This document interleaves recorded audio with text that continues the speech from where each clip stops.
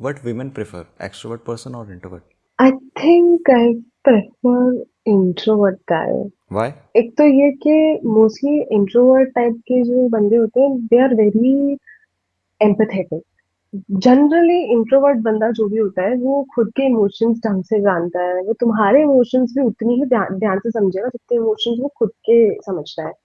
ऐसा that person will be more thoughtful, वो ज्यादा एफर्ट्स डालेगा, वो कंपेरेटिवली उसकी लाइफ में तुम्हें वो सही पोजीशन देगा जो शायद एक एक्सट्रोवर्ट नहीं दे पाए.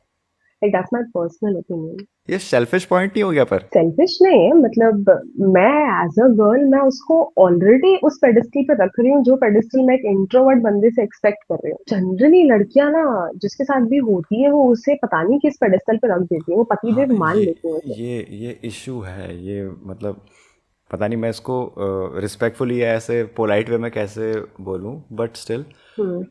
अगर एक लड़की है, वो अगर 10 की रेटिंग में अगर वो कभी हर्ट होती है, मतलब ऐसा इमोशनली फिजिकली हाँ. ऐसा हर्ट होती है 5 में, मान लीजिए अगर वो 5/10 में हर्ट हो रखी है, वो एज अ दिखाएगी कि ठीक है, सब ठीक नॉर्मल है.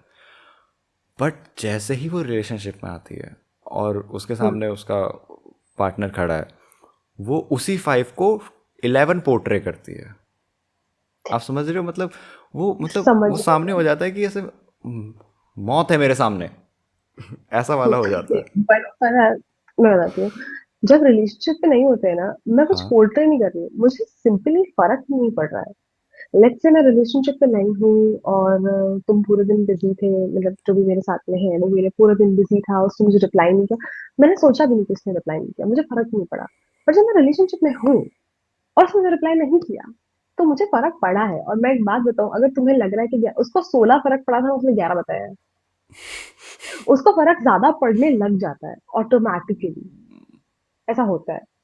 इनफैक्ट लड़कियां हमेशा कम ही बताती हैं, वो जो कम बताती हैं लोग उसको भी ओवर रिएक्ट समझते हैं, तो वो ठीक से बताने लगी तो पता नहीं क्या ही होगा. सीरियसली कम बताती है लड़की? हाँ, मतलब जितना मुझे हर्ट हुआ है, ऐसे फॉर एग्जाम्पल अगर मैं अकेले में बैठ के 1 घंटा रोई हूँ हाँ. तो मैं ऑल्दो उसकी बात लगाऊंगी, बट मैं उसको ये नहीं बताऊंगी कि मैं अकेले में बैठ के इस वजह से 1 घंटा रोई हूँ. लाइक मैं उसको कम ही बता रही हूँ जितना मेरा हो रहा है उससे. अब हो सकता है तुमने कोई और एक्सपीरियंसेस लिए हो, मैं किसी और चीज से बोल रही हूँ, बट मोस्टली ऐसा ही होता है. और प्लस हम लोग ओवर थिंक भी बहुत करते हैं, मतलब तुम्हारे एक मूव से पूरा रिलेशनशिप क्वेश्चन मार्क आ जाएगा कि इसने ये कर दिया, मतलब ये मुझे कुछ समझता ही नहीं. What are these things specifically, top 3 जो नहीं करनी चाहिए? Top three. एक तो ना उससे ना, टॉप थ्री तो पता नहीं बट हाँ, टॉप सबसे 3 एज इन, इम्पोर्टेंट. हाँ, एक minute, let me correct, improvise.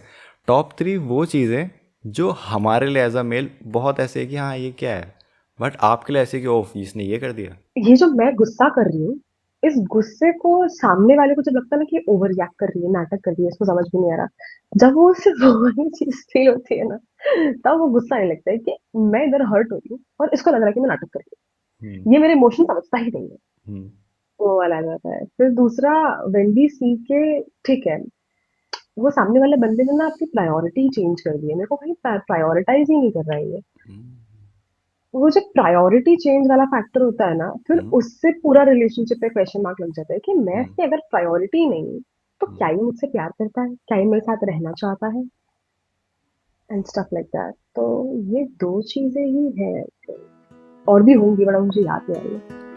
Thanks for watching this clip. और अगर आपको ये क्लिप पसंद आई है तो ये पॉडकास्ट ज़रूर पसंद आएगा, जो कि यहाँ पर है, क्योंकि ये क्लिप इसी पॉडकास्ट का एक पार्ट है और वो पॉडकास्ट काफ़ी इंटरेस्टिंग है. सो गो चेक इट आउट. और लास्ट में ये बोलूँगा कि थैंक्स फॉर वॉचिंग.